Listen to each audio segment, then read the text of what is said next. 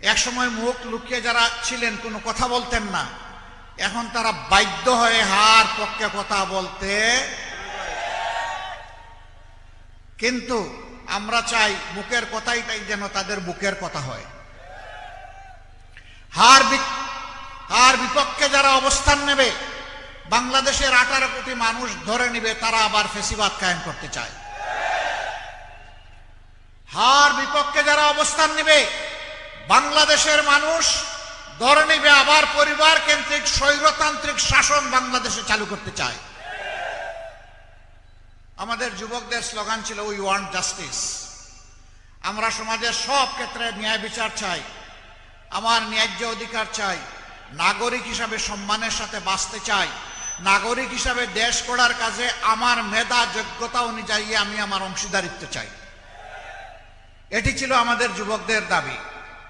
তারা তো দাবি করে নাই মিছিল করে যে আমাদেরকে বেকার ভাতা দাও। আপনারা করেছিলেন এইখানে যুবকরা? বাংলাদেশের কোথাও করে নাই। তারা বলেছে আমাদের হাতে কাজ দাও, আমরা আমাদের দেশ জাতিকে গড়তে চাই, দেশ গড়ায় অবদান রাখতে চাই। এই জন্য যুব সমাজের হাতে ইনশাআল্লাহ আমরা অপমানজনক বেকার ভাতা তুলে দেব না, আমরা সম্মানের কাজ তুলে দেব ইনশাআল্লাহ। সেই কাজ তুলে দেওয়ার একটা পটেনশিয়াল জায়গা হচ্ছে মহেশখালী কুতুবদিয়া। এখানে মাতারবাড়ি গভীর সমুদ্র বন্দর কেন্দ্র করে এটাকেই আল্লাহ চাইলে আমরা সিঙ্গাপুর কিংবা হংকংয়ের চাইতে আমরা আরো ভালো মানে যেতে পারবো। আমাদের দেশের মানুষ অনেক ভালো, বিশ্বের একটা বড় প্রসিদ্ধ দেশ।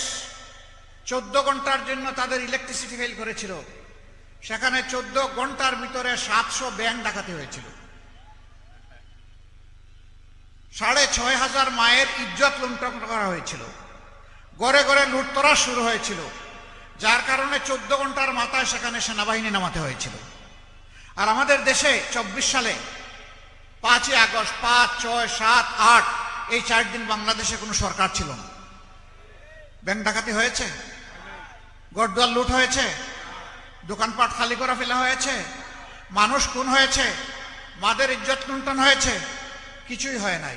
আমাদের মানুষ অনেক ভালো, আমাদের মাথাগুলা পচা পচা।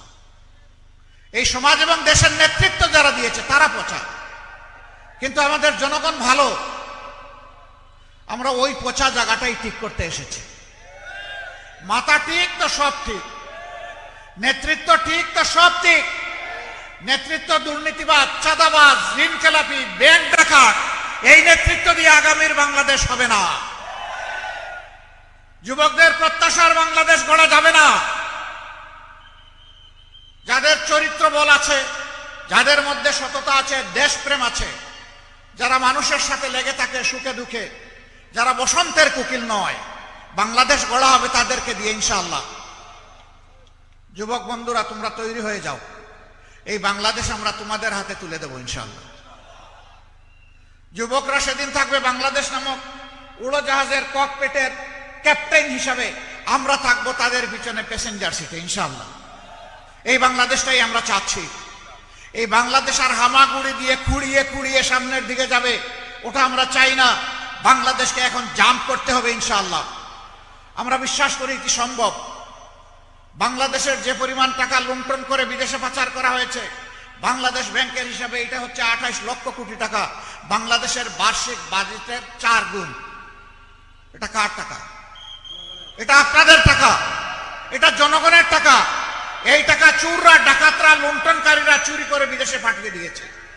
আমরা আপনাদেরকে কথা দিচ্ছি ইনশাআল্লাহ ওদের পেটের ভিতরে হাত ঢুকায় বের করে আনবো ইনশাআল্লাহ। এবং সেই টাকা রাষ্ট্রীয় কোষাগারে জমা হবে। তারপরে ইনসাফের ভিত্তিতে সারা বাংলাদেশের উন্নয়ন হবে। আর কোনো বেইনসাফি এখানে হবে না, হতে দেওয়া হবে না ইনশাআল্লাহ।